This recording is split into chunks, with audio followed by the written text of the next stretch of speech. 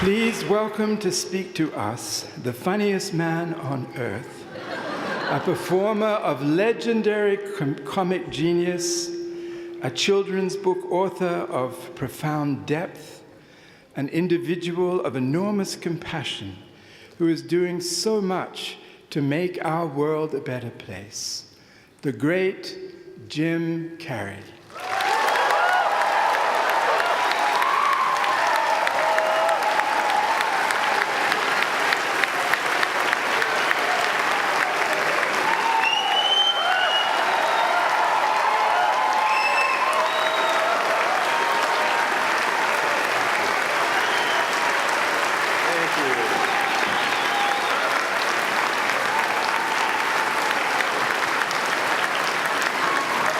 Sitting down for? I was going to milk that for a while.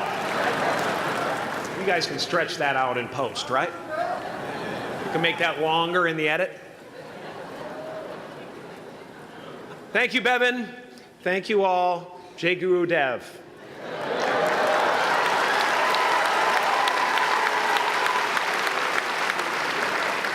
I brought one of my paintings to show you today. I hope you guys are going to be able to see it okay. It's not one of my bigger pieces, so you might want to move down front. Get a good look at it. Faculty, parents, friends, dignified guests, graduating class of 2014. And all the dead baseball players coming out of the corn to be with us today.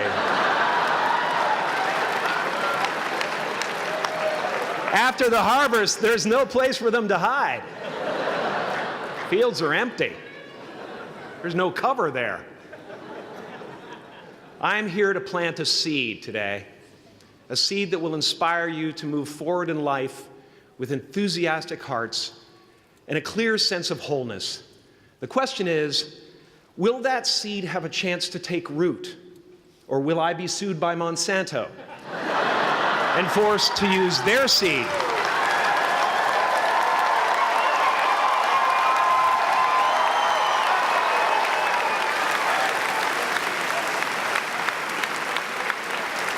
Which may not be totally Ayurvedic.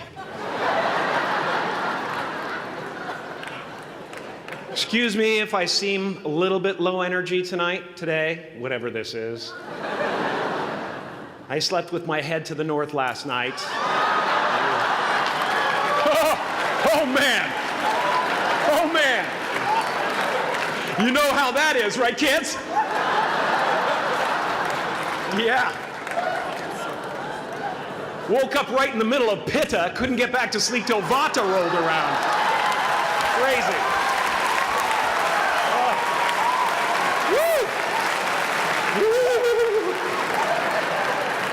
But I didn't freak out, you know.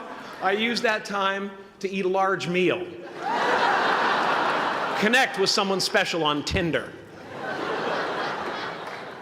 Because life doesn't happen to you, it happens for you. How do I know this? I don't, but I'm making sound, and that's the important thing. That's what I'm here to do.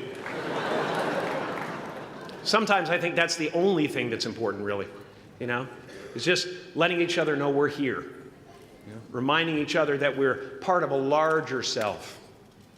I used to think Jim Carrey is all that I was.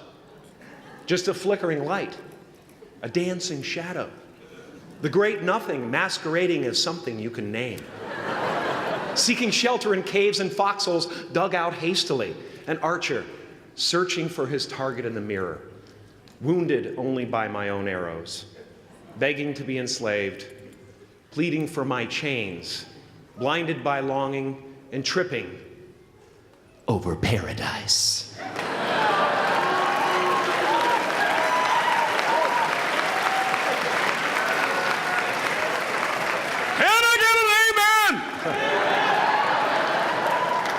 You didn't think I could be serious, did you? I don't think you understand who you're dealing with. I have no limits.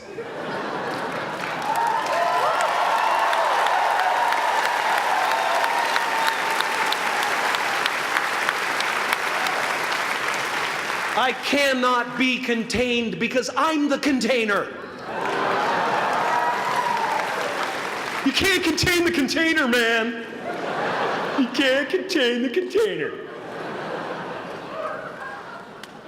I used to believe that who I was ended at the edge of my skin, that I had been given this little vehicle called a body from which to experience creation. And though I couldn't have asked for a sportier model, it was, after all, a loaner and would have to be returned. Then I learned that everything outside the vehicle was part of me too. And now I drive a convertible.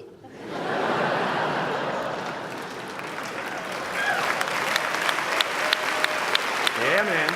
Top down, wind in my hair. Woo! I am elated and truly, truly, truly excited to be present and fully connected to you at this important moment in your journey. I hope you're ready to open the roof and take it all in. Okay, 4 more years then. They're obviously not ready. Just need some more cooking.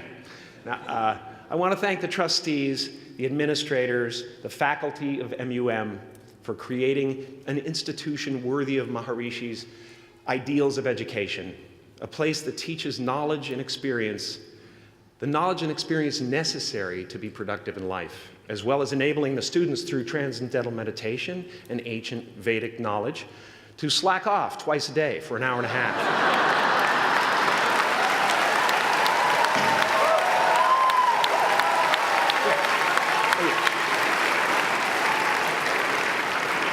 Don't think you're fooling me.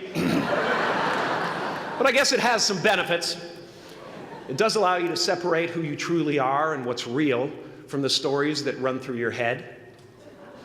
You have given them the ability to walk behind the mind's elaborate set decoration and to see that there's a huge difference between a dog that is going to eat you in your mind and an actual dog that is going to eat you.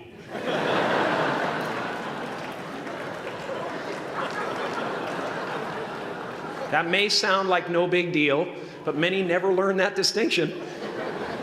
And they spend a great deal of their lives living in fight or flight response. I'd like to acknowledge all of you wonderful parents. Way to go. What a fantastic job you've done. For your tireless dedication, your love, your support, most of all, for the attention that you paid to your children. I have a saying, beware the unloved, because they will eventually hurt themselves or me. But when I look at this group here, you know, I feel really safe. I do. I'm just going to say it. My room is not locked. My room is not locked. No doubt some of you will turn out to be crooks. But white-collar stuff, you know, Wall Street, that type of thing, you know, crimes committed by people with self-esteem. Stuff parents can still be proud of in a weird way. And to the graduating class of 2017, -3, you didn't let me finish. Congratulations. Yes, give yourself a round of applause, please. Please.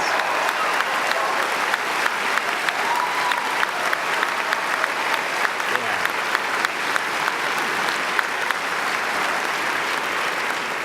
You are the vanguard of knowledge and consciousness, a new wave in a vast ocean of possibilities.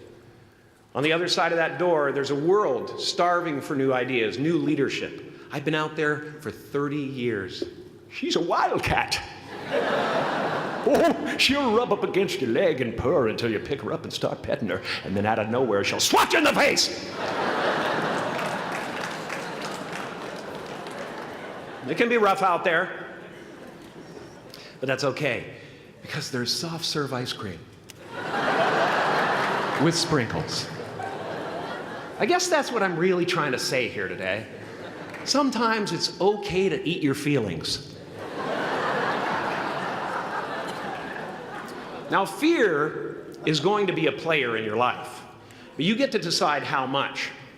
You can spend your whole life imagining ghosts, worrying about the pathway to the future, but all there will ever be is what's happening here, and the decisions we make in this moment, which are based in either love or fear. So many of us choose our path out of fear disguised as practicality. What we really want seems impossibly out of reach and ridiculous to expect, so we never dare to ask the universe for it. I'm saying I'm the proof that you can ask the universe for it. Please.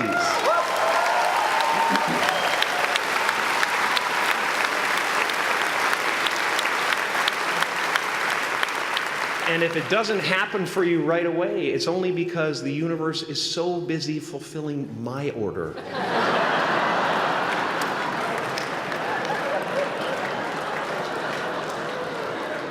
Party size! My father could have been a great comedian, but he didn't believe that that was possible for him. And so he made a conservative choice. Instead, he got a safe job as an accountant. And when I was 12 years old, he was let go from that safe job. And our family had to do whatever we could to survive. I learned many great lessons from my father, not the least of which was that you can fail at what you don't want. So you might as well take a chance on doing what you love.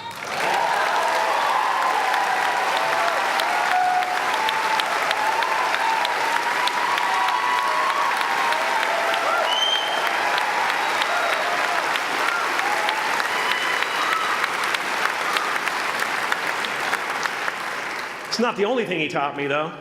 You know, I watched the effect of my father's love and humor and how it altered the world around me. And I thought, that's something to do. That's something worth my time.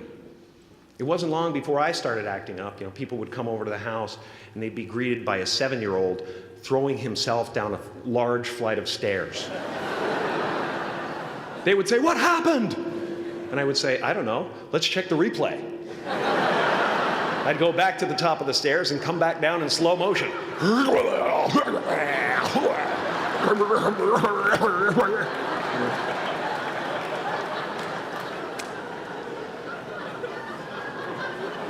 It was a very strange household.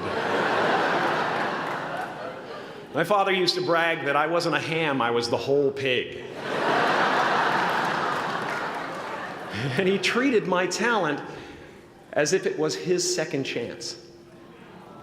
When I was about 28, after a decade as a professional comedian, I realized one night in LA that the purpose of my life had always been to free people from concern, just like my dad. And when I realized this, I dubbed my new devotion the Church of Freedom from Concern. The Church of FFC.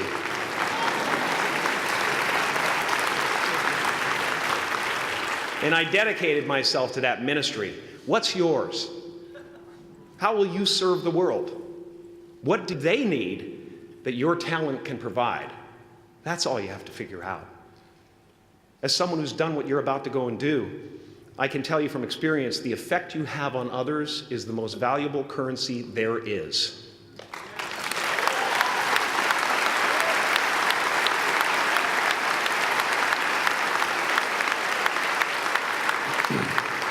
Because everything you gain in life will rot and fall apart, and all that will be left of you is what was in your heart.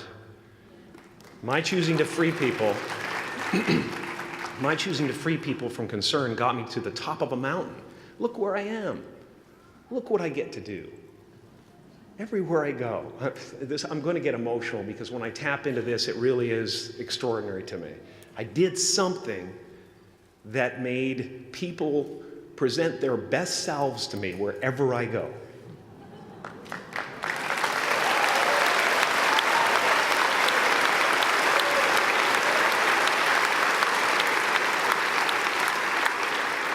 I am at the top of the mountain, and I was, and the only one I hadn't freed was myself, and that's when my search for identity deepened. I wondered who I'd be without my fame. Who would I be if I said things that people didn't want to hear? Or if I defied their expectations of me? What if I showed up to the party without my Mardi Gras mask and refused to flash my breasts for a handful of beads? I'll give you a moment to wipe that image out of your mind. But you guys are so ahead of the game. You already know who you are. And that peace that we're after lies somewhere beyond personality, beyond the perception of others, beyond invention and disguise, even beyond effort itself. You can join the game, fight the wars, play with form all you want, but to find real peace, you have to let the armor go. Your need for acceptance can make you invisible in this world. Don't let anything stand in the way of the light that shines through this form. Risk being seen in all of your glory.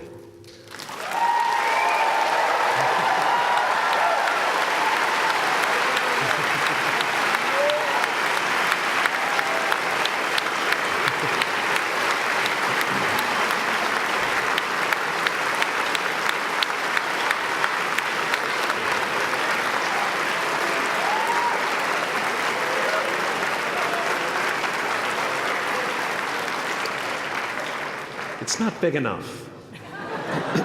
This painting is big for a reason. It's called high visibility. It's about picking up the light and daring to be seen. Here's the tricky part. Everyone is attracted to the light. The party host up at the top, who thinks unconsciousness is bliss and is always offering to drink from the bottles that empty you. Misery below her. Despises the light, can't stand when you're doing well, wishes you nothing but the worst. The Queen of Diamonds, under him, needs a king to build her house of cards. And the hollow one down bottom there will cling to your leg and say, please don't leave me behind, for I have abandoned myself. Even those who are closest to you and most in love with you, the people you love most in the world, will find clarity confronting at times. This painting took me thousands of hours to complete. And when I was finished, thank you, thousands of hours, yes. I'll never get them back. I'll never get them back. I worked on this for so long. I was weeks and weeks like a madman alone on a scaffolding. And when I was finished, one of my friends said, this would be a cool blacklight painting. So I started over.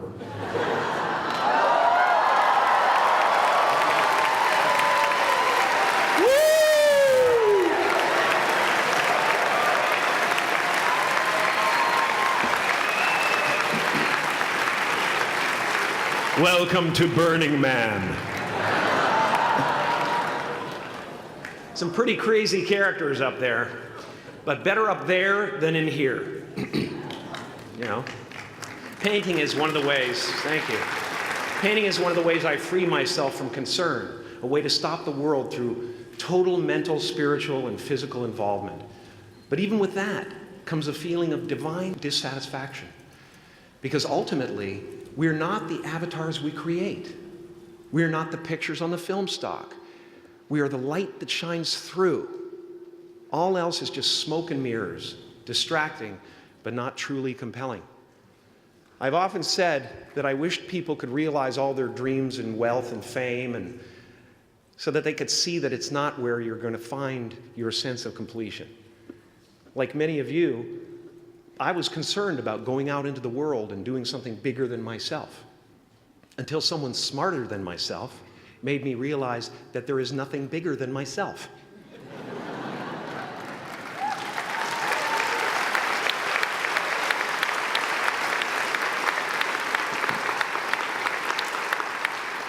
My soul is not contained within the limits of my body. My body is contained within the limitlessness of my soul, one unified field.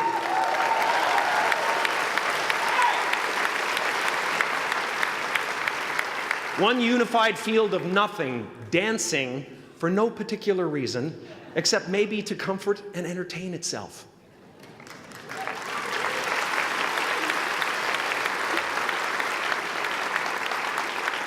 As that shift happens in you, you won't be feeling the world, you'll be felt by it. You'll be embraced by it. Now I'm always at the beginning. I have a reset button, and I ride that button constantly. Once that button is functioning in your life, there's no story that the mind could create that will be as compelling. The imagination is always manufacturing scenarios, both good and bad, and the ego tries to keep you trapped in the multiplex of the mind.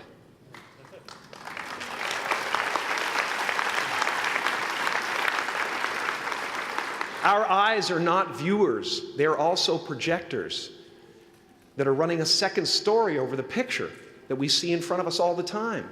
Fear is writing that script, and the working title is, I'll Never Be Enough.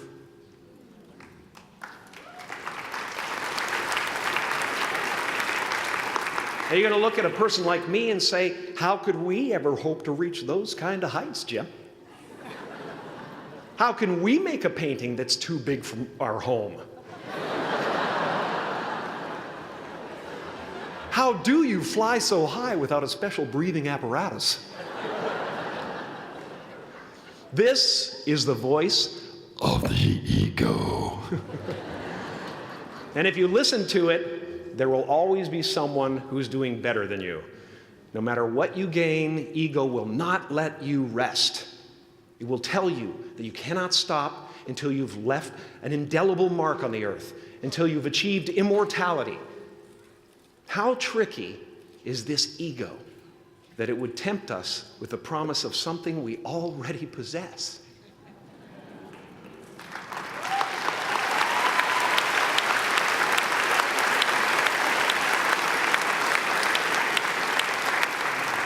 So, I just want you to relax. You know, that's my job. Relax and dream up a good life. I had a substitute teacher from Ireland in the 2nd grade that told my class during morning prayer that when she wants something, anything at all, she prays for it and promises something in return, and she always gets what she wants. Well, I'm sitting at the back of the classroom, you know, thinking, wow, my family can't afford a bike, you know. So I went home and I prayed for one. And I promised I would recite the rosary every night in exchange. Broke that promise. But 2 weeks later, I got home from school to find a brand new Mustang bike with a banana seat and Easy Rider handlebars. Yeah. From fool to cool. My family informed me that I had won the bike in a raffle that a friend of mine had entered my name in without my knowledge whatsoever. So that type of thing has been happening to me ever since. And as far as I can tell, it's just about letting the universe know what you want and working toward it while letting go of how it comes to pass.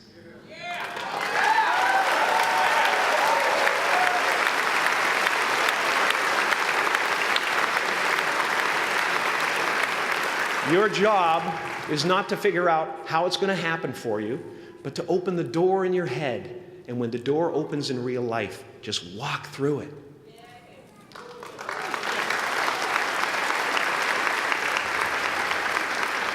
And don't worry if you miss your cue, because there's always doors opening. They keep opening. And when I say life doesn't happen to you, it happens for you, I really don't know if that's true. I'm just making a conscious choice to perceive challenges as something beneficial so that I can deal with them in the most productive way. You'll come up with your own style. That's part of the fun. Oh, and why not take a chance on faith as well?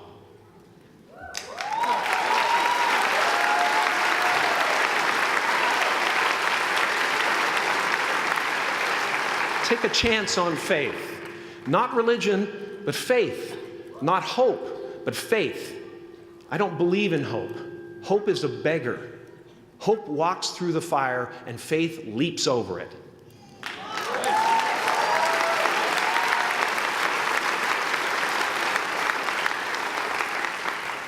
You are ready and able to do beautiful things in this world. And after you walk through those doors today, You will only ever have two choices, love or fear. Choose love, and don't ever let fear turn you against your playful heart. Thank you so much. Thank you, Dad. I'm so honored. Thank you.